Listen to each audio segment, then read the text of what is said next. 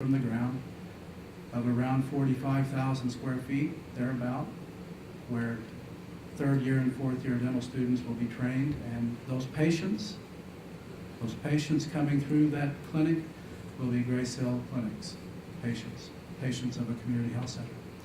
Fourth year students will be divided, parsed among St. Louis and other parts of the state of Missouri, and community health centers that agree to accept and precept those students in their fourth year in a rotation that's designed and approved by A.T. Still University. That's the Cliff's Notes on hundreds of hours of work that has occurred over the last year and a half or so. Again, I'll close by saying it's a unique and wonderful privilege for Grace Hill.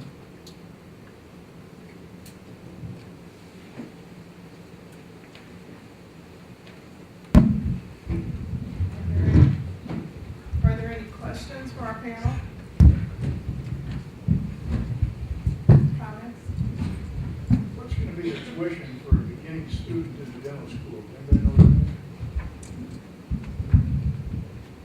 The latest I've heard from our financial folks, it's something in the neighborhood of $55,000 a year. It's a lot of money.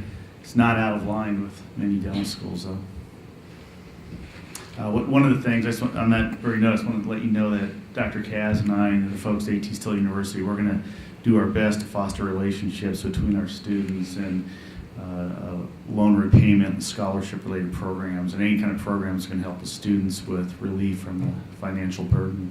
So that's a major priority of us, to make sure we try to point those students in the right direction for assistance.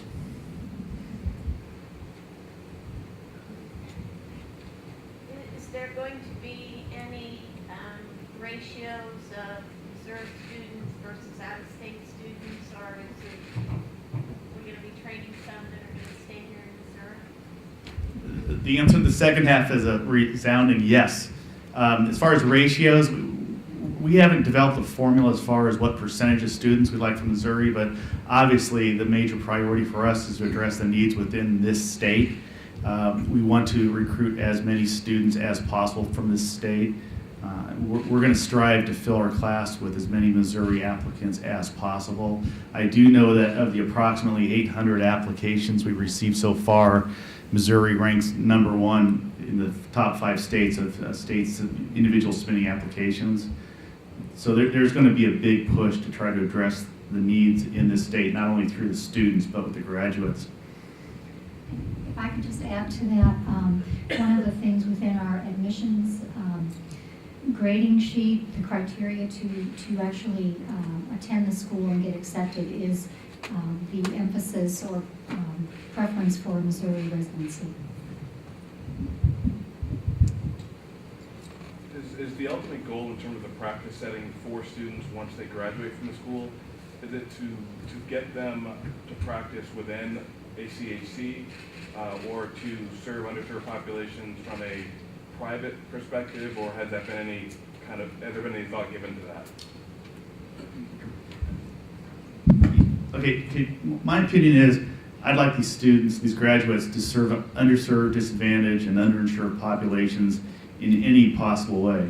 I'd be thrilled if they go to work at a CHC. I'd be very happy if they worked in a private practice, which opened up a majority or a large portion of their patients towards Medicaid, Medicare, and of course nowadays with states cutting reimbursements for Medicaid, Medicare, that may be difficult. We're going to do our best to steer the students towards a type of practice where we'll be addressing the needs of these disadvantaged population groups. Alan, I don't know if you bring that thought on that. Community health centers will be pleased to accept as many of those applications as we can possibly get. And certainly we would hope that a large percentage of the graduates would remain in Missouri to serve the uninsured. I think the evidence also shows from our sister school in Arizona that there is a high preponderance of people who go back into the CHCs after they've had the opportunity to work in them. So again, you can't dictate where someone will eventually end up, but having that experience is very helpful in that. And I just wanted to add, in the application, one of the things we emphasize are applicants that have a proven history of community service, thought being individuals that have served their communities, and that can be in various forms, whether it's possibly having served in the military or the Peace Corps or volunteer groups, community groups, you name it.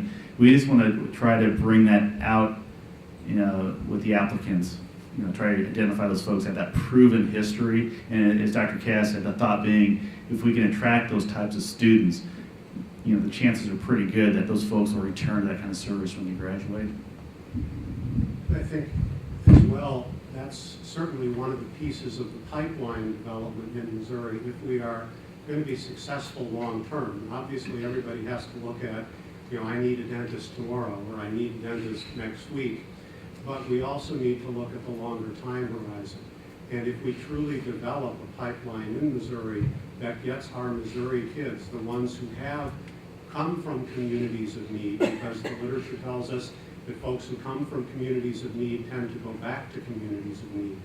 If we can develop that within our youth pipeline and undergraduate pipeline, we will have a much better chance of, number one, getting competitive folks for admission, and folks who will go back to communities of need to practice. And I think that's the real reason for having a linkage to an effective pipeline program, is that we have a better tendency, a better chance that we will get higher numbers of Missouri students into the dental school, and we will get more who come back to the community health centers, private dentistry, serving the underserved. It's got to work together, and that's, I think, the whole message of this presentation is, if it doesn't work together, it doesn't work. First, I just want to congratulate you and recognize all you've already accomplished. It really is quite impressive, and I think you deserve a tremendous amount of credit for that. But you're obviously on a path, an ambitious one. And I wondered if you could sort of take the opportunity to sort of reflect on the path so far, and sort of particularly given the focus on the unusual structure and relationships, and sort of what you've learned from that at this point. And then also look into the future and say, what are you most excited about, and what do you see as perhaps some of the most challenging things you're going to have to take on?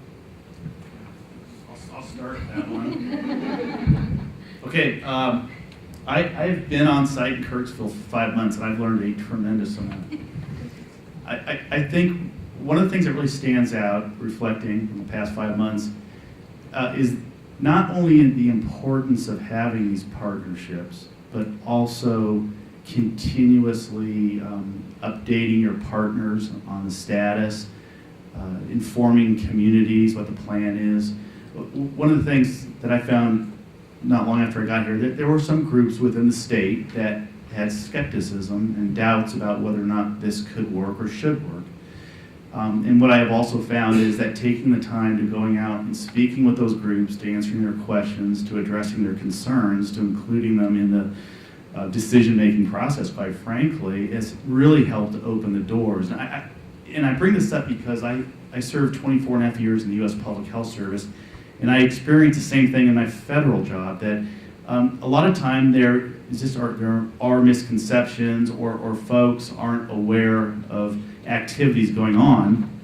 And by taking the time, such as a meeting as this, to come out and speak with folks and to open the forum to have questions and answers, it really helps to not only clear the air, because I don't want to make it sound like it's all a negative sense, but it helps to generate the enthusiasm needed to even progress the project further. So in reflection, I found that it's very important to get out there and to meet with groups. Dr. Kaz and I have had these town hall sessions we spoke about. We're invited private dentists to come in, and we're going to continue those. We'll continue networking with dentists, dental groups, and other non-dentist healthcare professionals in the state to inform them, to generate that enthusiasm, to increase the number of partnerships. I was taking notes through everyone's presentations on the values of these partnerships, and if time permits, we'll go through that list a bit later. But that's what I've learned. As far as what I hope for the future,